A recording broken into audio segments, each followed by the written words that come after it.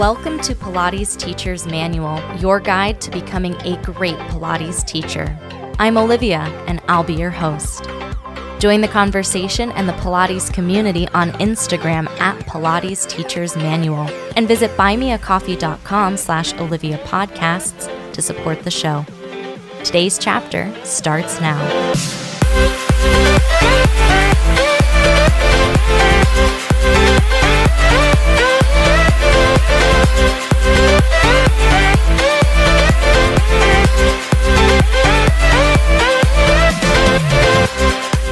Hello, everybody. Welcome back.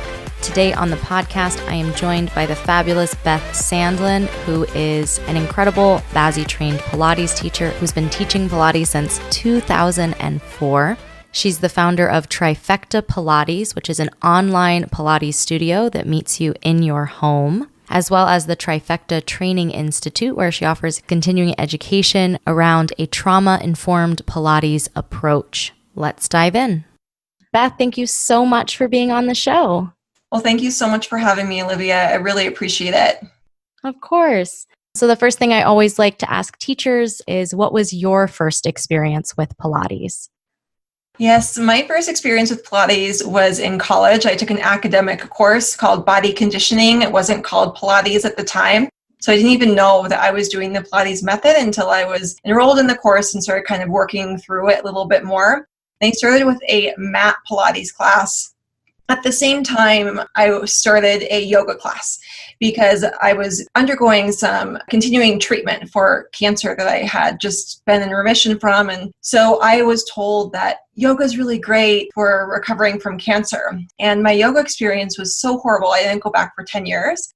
And interestingly enough, now I'm also a yoga teacher like you are.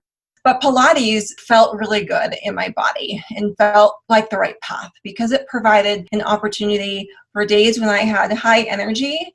I could do a more challenging workout, and days when the medication I was on left me a little bit more drained, I could do a more restorative workout, and it was really supportive.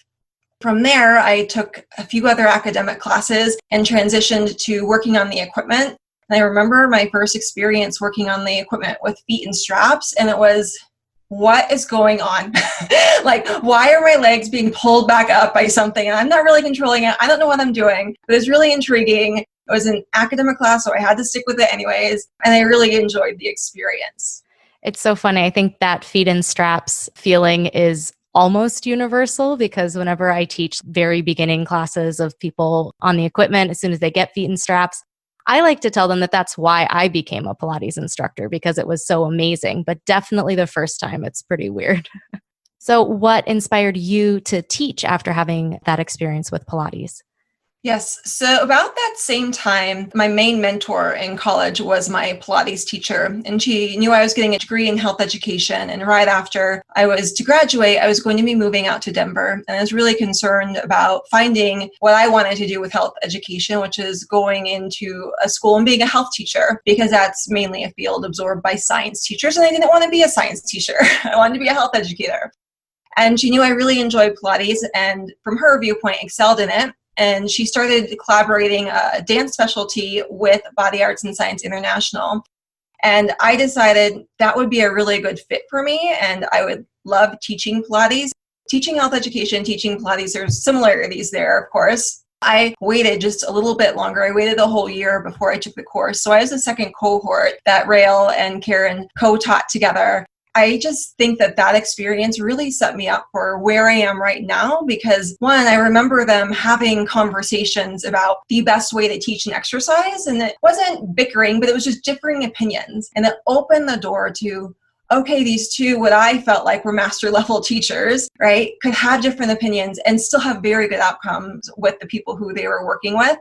And Rael's parting words to the whole class were, keep exploring and keep trying different ways to teach Pilates. Take with different people. And I just always kept that at heart. And I think that really helped me step further into the method and eventually become really authentic in the way that I approach teaching. That's incredible. It really was. And it was right at the time when he was actually putting together his manual. Now he has like a beautiful book, but I have the manual that's like first revision manual of like students, not professional pictures, and like the first iteration of it. So that I hold close to my heart. And I also purchased what he has now in production. But it's just always a lesson learned that even where he's taken his program started off somewhere much different. With your studio as well, I do want to ask how it's changed, but first, can you tell me a little bit about the studio that you founded, Trifecta Pilates?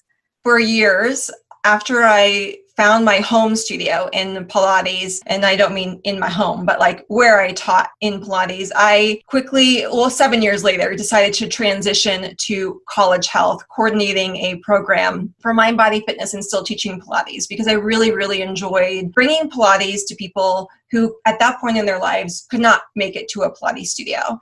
I worked with non-traditional college students who not only went to school, but had a job. Many of them had families as well. And so even making it to a Pilates studio was just not in the cards for them at that time.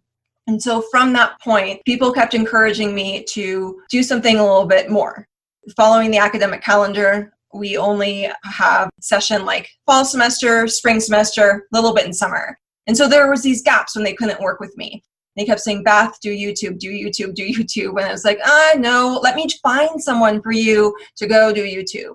And at that time, I had a really hard time. In fact, I couldn't find anyone who I would really entrust to like recommend. There was a lot of Pilates out there, and I just couldn't find anyone. Also, I was getting a little bit frustrated because I was able to find beautiful examples of what I felt like was authentic to yoga, but I wasn't able to find that for Pilates. And so I founded Trifecta Pilates, which brings people Pilates in their own home, both on YouTube, and that morphed into a membership. So it's like an online studio. What's interesting now is we're at a point where many studios are online because of COVID. Some are transitioning back. I always wanted to open up an in-person studio, and there was something holding me back. And it wasn't until I was walking off the train from my job after an hour commute, and a mom comes running past me with her 2 kids trying to make the bus. And I just paused and thought, even if I open up a studio right here, she's never going to come to it because she's too busy. And I reflected back on my personal journey with Pilates. And the moment that I had kids, I started doing just Pilates at home, even though I was working in a Pilates studio. And I reread Joseph Pilates' book for like the 7th time. And he kept saying, you can do Pilates at home. And just all the connections was like, I need to meet people where they are. And that's not in my city. It's where they are in their home, making it more accessible in that way. So it's all online. I love it. And people who engage with me, both YouTube and membership, it's just a good fit for them. Some of them have never done Pilates before. Some do in-person classes with Trifecta Pilates, and I even have Pilates instructors who work with me, so it's really fun. That's super cool. I will link to Beth's site in the show notes so that you can check it out. You're really looking at Pilates as Pilates for people, real people who aren't just doing Pilates, but have jobs and have families and have obligations, that you can make it so accessible that anytime you've got 10 minutes or 20 minutes or 30 minutes, you can do Pilates. I think that's so valuable. Exactly. And, I didn't quite realize when I was in a Pilates studio space, even though I kept working out at home, like how challenging it is working full time and then trying to fit in workouts. Even though as a Pilates instructor, I would, if a client canceled or if I had like a 30-minute break, I'd squeeze in a short workout. But it wasn't until I was actually working 40 hours a week, commuting, and had a family, it was like, oh, like I don't have time. I don't have the luxury anymore of the hour-long workout consistently. And so I think if people can do an hour-long workout, that's beautiful. You can go deeper into the work, but a 10 or 20-minute workout is just as valuable. You do offer an amazing course online that is for continuing education credits if you're a teacher and that's something you're looking for in trauma-informed Pilates through the Trifecta Training Institute. Can you tell me about that? This really stemmed from when I was in academia and I was coordinating the Mind Body Fitness program. One of the teachers who worked with me also is the director of a nonprofit here in Denver for interpersonal violence and was talking to me about a new project she was working on, a trauma-informed yoga class. And at that very same time, I was having conversations as an administrator with other offices at the university, LGBTQ Student Resource Center, the Counseling Center, Interpersonal Violence Office, about consent and what that means, and was starting to really evaluate not only what that means for me as an administrator at the university, but teaching Pilates as well. That's really what the ask was. How can we enfold consent into this, and what does that really mean? And so it was these two tandems that kind of pulled together that I was really intrigued, and I wanted to do a continuing education course, take one. So I turned to a Google search and came up with 0 results for a trauma-informed Pilates approach. But if I typed in trauma-informed yoga, there was a plethora of resources and continuing education I could do. I don't know, yoga, Pilates, maybe they're like sister modalities, I would say. They're similar, but I also knew from my experience with yoga years ago, there was a point in my life where I really didn't like yoga, and I enjoyed Pilates much more. And so couldn't there be an option for trauma-informed Pilates? And I kept looking and I kept looking and came up with nothing. So I just dove deeper into what does it mean to be trauma-informed? What are the professions that are incorporating this into their actual work profession? And I realized that virtually any profession can. Health educators do, school teachers like K through 12 are starting to embed this more into their practices, yoga community, doctors, dentists, the list goes on. And considering we work in a pretty intimate way with a lot of people, and we work with people. I have been trying to use the word people take Pilates, not my clients, because I think it just personalizes it a little bit more. And we all have a lived experience. And it was through diving in deeper into understanding what it means to be trauma-informed and what is trauma. I realized that my own personal trauma, which I didn't identify with having trauma because I had cancer, really helped me work really well with some clients and was a barrier to working effectively with other clients. So from that, I started just having more conversations with people, and they were like, yes, you need to have a course so other people can start understanding the mind-body connection, the lived experience. And if we're to say Pilates is mind-body connected, then we want to start understanding the mind and brain function a little bit more, just as much as we do taking continuing education for anatomy and knee joint or hip or whatever it is, that we want to understand that the whole person comes to us, and that interpersonal dynamic sometimes is just as important, if not more important, than understanding the mechanics of Pilates. I think you've identified something that really isn't covered in teacher training. I know in my personal teacher training, we may have talked about things like, you always want to ask before you give a touch cue. And now we're not even doing touch cues, but back when we did, or check with the person and be like, is it all right? Or let them know, like, I'm going to take my hand between your shoulder blades or something so that there's some level of comfort. But I think that beyond that wasn't really covered in teacher training. And that's something that maybe as you're teaching more and more bodies, you kind of figure out for yourself that you're like, oh, there's something else going on here besides them bending their knee. Like there's a whole world that I don't see. How do you see your program kind of changing or adding on to maybe teacher trainings, or maybe to just the way that Pilates teachers as a whole interact with the people who work with them? I think any continuing education course we do, it just adds another lens into which to view a client interaction, right? Adds another resource to our toolkit. For a trauma-informed approach, it's really not just about the in-person experience, it's the entire experience. So everything from website design, because there's trauma-informed design, to emails, to, yes, how we actually teach. That's one thing, as you mentioned, I wish I would have had more education when I was going through my Pilates certification. And I think that most of us experience this. We are trained so well in understanding how to get people safely on the equipment and off, and making sure the spring weight is appropriate for that exercise, for that individual person, and adjusting and continuing to make adjustments as we move with individual clients. But then you get into the real world and it's like, oh, well, there's so much more like safety and trust you need, even for someone to walk in the door. And then for them to continue moving forward and progressing with the Pilates method. And so how I see it fitting is that it is a more, I would say, client-centered approach rather than Pilates-centered approach. really allowing the client to work alongside you rather than a power dynamic, because we want to address that. Even if we don't think we hold power as a Pilates teacher, we do, because we know all the exercises we currently know. We're always adding to that bucket. But when a client comes in, right, they're putting us up here, and we're trying to level that out so that we can give more power back to them of what exercise variation is best for them. Because there's been plenty of times working with clients where I thought I knew, right, like this variation is going to be it, and it really wasn't. And I can either try to push and like, no, this is really going to be good for you, or just let it go and try a different option, and then maybe circle back to that in the future, and maybe not. So it really embeds more support, I would say, into a session. It's something that I've been thinking about a lot kind of in my own Pilates-ing. As a teacher, trying to get more comfortable saying, I don't know, or saying that I don't have the answer. Sometimes students or clients will come to you and they'll say, like my back hurts or my knee hurts.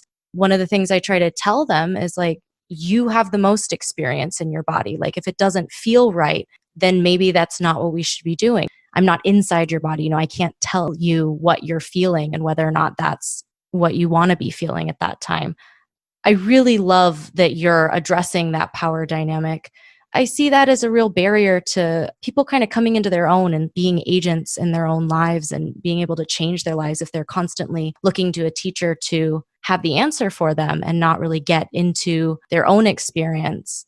Even the phrase that I feel a lot of teachers I know or I've said before, things like, listen to your body. If you don't have that experience of listening to your body, that's just like another weird thing, like feel the neutral spine. And you're like, I don't know what that is, So like creating a space where you're supported. I like that, the way you said that. Thank you. And you bring up such a good point. There's this movement now to have people like really be in the moment and experience Pilates. And I think sometimes we can sense that clients just start connecting to it. And there's more like discussion. We want people to embody the work.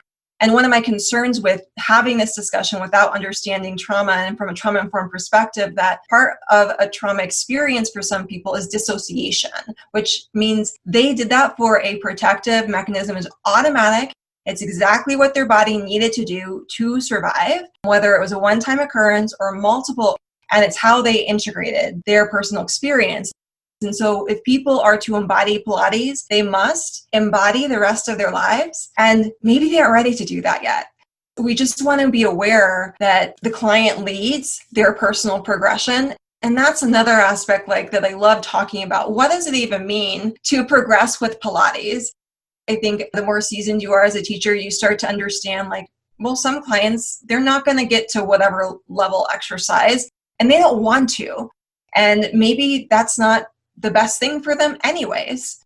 One aspect of a trauma-informed perspective, which you highlighted when you were talking about clients like, I don't know how this is supposed to feel. And you're like, I don't know, is there's not a right or wrong oftentimes. It's more understanding the nuances and you as a teacher making the best educated decision with all the information you know, knowing you'll never know it all about a client because you don't know their past experience and how they're integrating now to guide that session forward. Another thing that I learned actually from your trauma handout that is on your website as well is that trauma can also be, as you said, recovering from cancer, that like that can also be a trauma. It's not necessarily just violence or a natural disaster or something that might be more associated with the word trauma.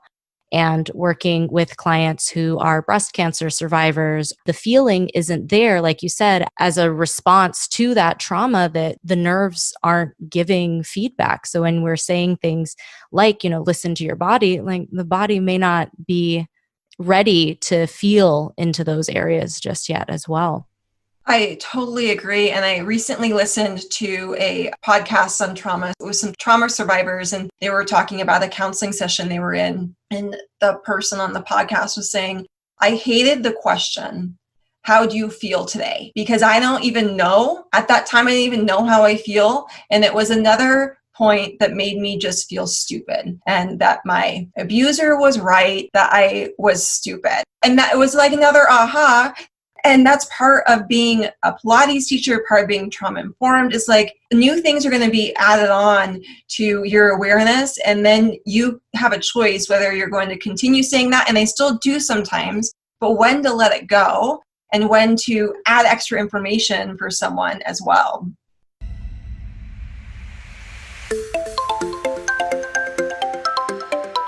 Hi there. I hope you're enjoying today's chapter so far. There's great stuff coming up after the break too. Be sure to subscribe wherever you're listening and visit buymeacoffee.com/Olivia Podcasts to support the show. There you can make a one-time donation or become a member for as little as $5 a month. Membership comes with some awesome perks, including a shout out in the next episode, a monthly newsletter, a monthly Zoom call with me, and more.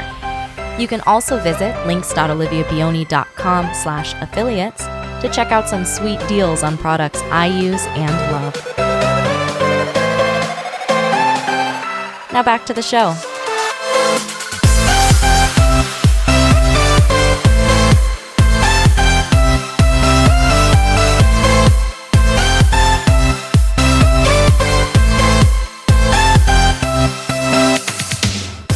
Where do you see the field of Pilates going in the future? Do you see trauma-informed approach kind of being more widely adapted? Do you see other kind of shifts happening? Especially, you've been teaching for a very long time, so you've seen Pilates kind of grow and change. What do you see happening? I do. Because of what I saw with yoga, like the lineage of it, to where we are now with Pilates. So what I mean by lineage of trauma-informed yoga is it started out in a clinical setting. And they made adjustments and course corrections because they were getting such results with the trauma-informed approach compared to a typical yoga approach. And like course correcting as the people who went through the program started giving like that really was not right. And more awareness of the full breadth of trauma. It started filtering into studios. Why? Because people walk into studios and we don't know why they're coming into that space. And I'll also say that, as you mentioned, for myself, when I first got into trying to understand a trauma-informed approach, it was all from the interpersonal violence perspective because I was working very closely with the interpersonal violence office. I was working very closely as well with the person who was coordinating the trauma-informed yoga, and that particular studio was about interpersonal violence. And it wasn't until I researched it more, it's like just opened up this box of, oh my gosh, people have come to me my entire time and they've had trauma. They don't identify as a trauma survivor. Like I did not identify as a trauma survivor because I had cancer and some other points in my life as well. However, I was triggered, right? I had been triggered because of my cancer experience. And I'll give an example that the moment I went back into the hospital, I was part of a study, like why I was doing so well as a cancer survivor compared to other people. And I smelled the soap. I just instantly started crying. I didn't understand why that happened, right? It had been about 7 years since I stepped foot in that hospital and had cancer. Like, why did I all of a sudden start crying because I smelled soap? Now I understand it was completely automatic and it triggered just me being back in that space as a cancer survivor. And I know people are triggered in sessions as well because we can be triggered with so many different aspects. There's always early adopters to new trainings, right? And then there's middle of the road and later adopters. The people who are working with me now with the program, they have been wanting more information on the trauma-informed approach. They have maybe experienced trauma themselves, or they work with a lot of clients who have experienced trauma. Or there's another camp of Pilates instructors who had a extremely negative experience going through their training and as a student of Pilates. And yet what's interesting is they continue to teach in that same way because they thought you had to teach in that way, right? You had to touch. You had to use those cues. When you're at the foot bar, and I did this for years, that you had to stand over someone and look down at them. And there's all these little examples. And sometimes when I say trauma-informed, people are like, oh, well, I'm always going to touch my clients. Well, touch is one aspect of it. And then they say, well, I always ask. And I say, are you getting explicit or implicit consent? Well, I don't know. Okay, well, let's have a conversation about what the difference between that is. And I'll say again, I wasn't always trauma-informed. It wasn't that I was a bad Pilates teacher. I just wasn't trauma-informed. And so now I feel like I'm a better, more authentic teacher because I'm honoring someone's journey a little bit more. And in the same vein, I'm taking the pressure off myself. And I'll give an example. When clients used to not progress, right? When they stayed at the same level for a long time, it was always like, what am I doing wrong? I don't understand. Like, how could I help them more? But when clients did like really well with the method and just took off for whatever reason, it was never like, that's all me. It's all me 100%. And I still see that in groups that we feel really bad as instructors if clients aren't progressing. I don't know who says when they should progress, but we never take credit for someone who just takes off with it. And so it's liberated me in a sense, and it's also liberated people who work with me because they can explore the system at their own pace. I think that's a great point. I've received questions as well, both from students saying, how do I know I'm progressing? And also from teachers, like, how do I know that they're getting it, that they're growing? And it's really not so black and white. The episode that comes out the week before this is all about this kind of gray area of what progression is, because there's really easy ways to be like, oh, I got it. I wasn't able to do a plank and now I can. But then there's also gray areas that, I came to class or I breathed through the exercise, Progression itself is a nebulous thing to define because it's going to be different for every body. Like a person you're working with who's in their 80s, maybe teaser is not on the table, and that's okay. Like you said, like that doesn't mean that that's where they need to go or need to be doing Pilates. I totally agree. And it takes a while, I think, to just conceptually understand this, both if this is maybe someone's first time trying to digest what that means, and also for clients. So for a lot of people who I work with, they'll come in and be like, how do I do this? And I'm like, going to give it time. You're going to be consistent. Let's explore. And they're like, what's the best variation? I'm like, here are your options. What one works now? And it just takes some time. And then I had someone say, oh my gosh, I can't believe the questions I used to ask you seem so silly. And I'm like, they aren't, because that's part of the path, right? It's just part of your personal journey with Pilates. And I think what's beautiful is that people are, with this more open approach, I'd say, they're starting to step into like other areas of health and wellness with this approach, or other movement modalities as well. I've definitely seen that from, other teachers that I've talked with. I love the idea of the world opening up and getting a little bit bigger. There's more options. There's more ways to explore Pilates and then just being human. Right. And especially where we are right now, I would say when COVID-19, so much else going on in 2020, that pushing and progressing isn't always the best. We're headed into fall. I was thinking about this as well, that we need that rest and integration sometimes is just as valuable, if not more, for that continued growth. And that's actually something that I'm embedding more. I mean, it's a huge part of a trauma-informed approach, but I'm starting to teach it more as well. Talking about support, how Pilates can support you. And in the end, when Pilates can support someone, they can actually go deeper with the work, whether it's support from the equipment or support another way in the Pilates method. They can find just a deeper nuance with the work. And I think that also will open the door, like talking about support more, to people who don't want a push hard Pilates session, because that's oftentimes what we see perpetuated with social media, right? Like the most extreme exercises, and that's off-putting for some people. Someone, in fact, on YouTube recently said, you teach just like a mom, and I love that you're real. Okay, I don't know how mom teaches, but I am a mom too. But that people want to see themselves reflected in the work. And I think what we're all looking for right now is connection, because we're so far apart. And also just to feel more support, that would really tailor the message to a whole different group of people. I'll say a little personal story. I didn't know how to answer the question when people first came to me when I was brand new to teaching, like, I want a better body with Pilates. It's like, oh, well, there's more to it than that. It's not just Pilates. That's a conversation that I think we can have as well. But it's also because that's how we're advertising and putting our messaging out oftentimes.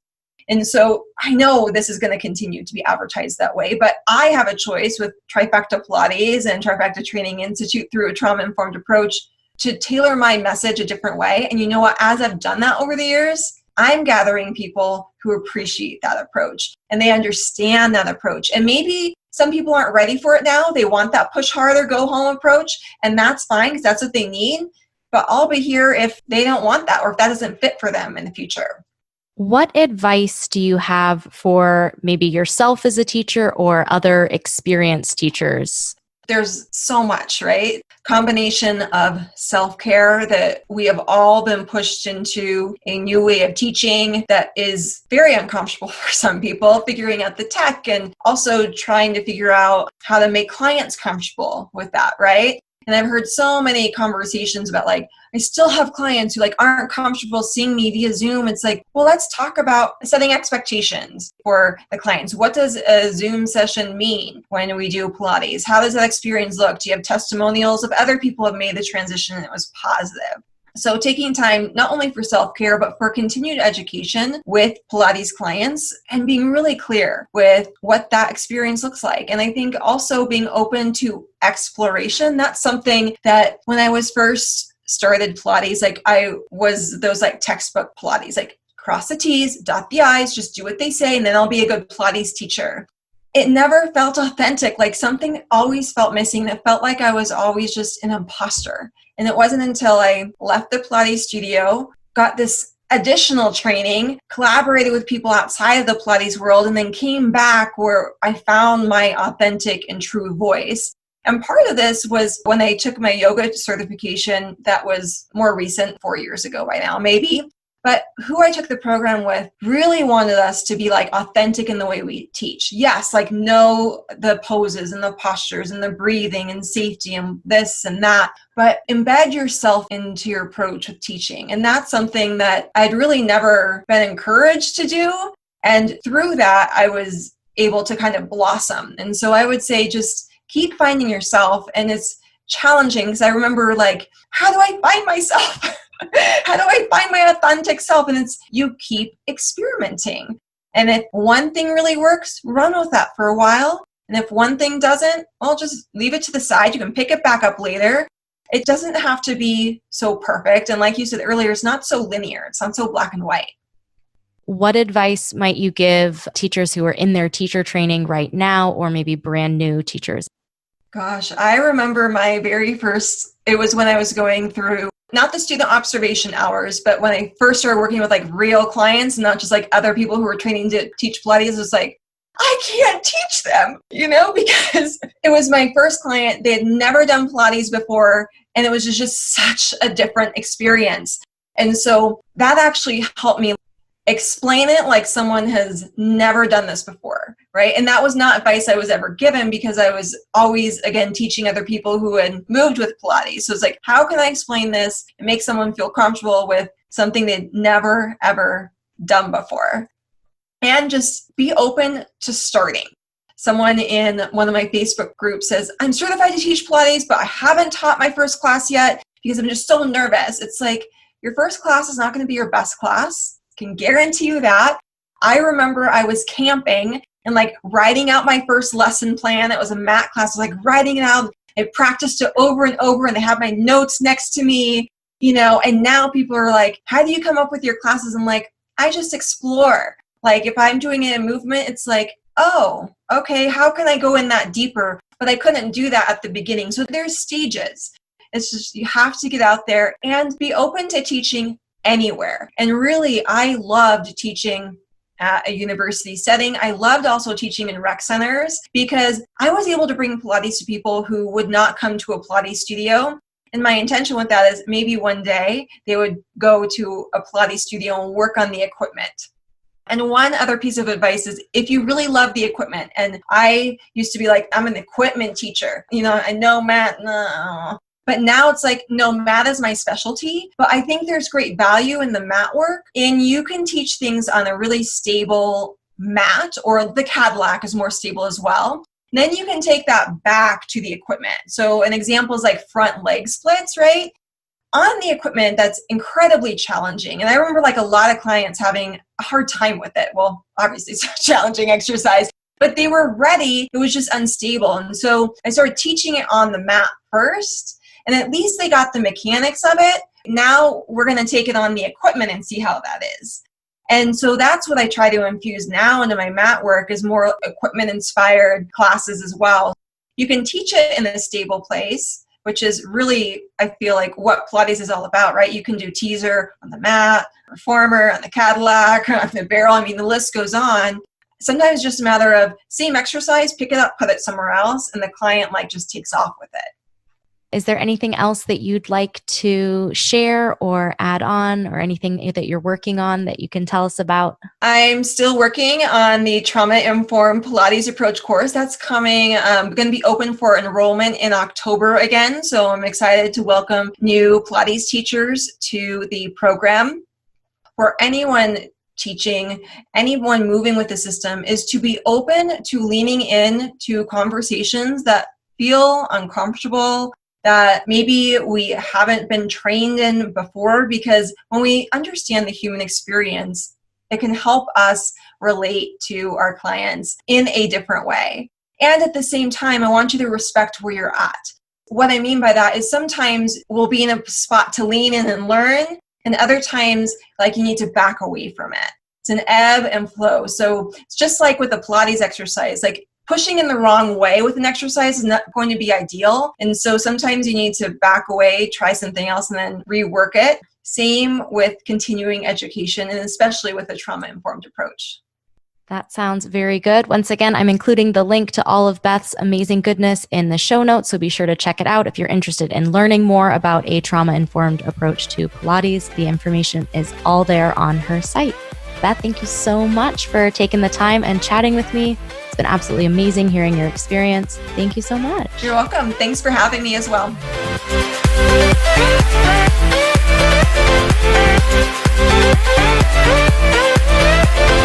Thanks for listening to this week's chapter of Pilates Teacher's Manual, your guide to becoming a great Pilates teacher. Check out the podcast Instagram at Pilates Teacher's Manual, and be sure to subscribe wherever you listen. For more Pilates goodness, check out my other podcast, Pilates Student's Manual, available everywhere you listen to podcasts. The adventure continues. Until next time.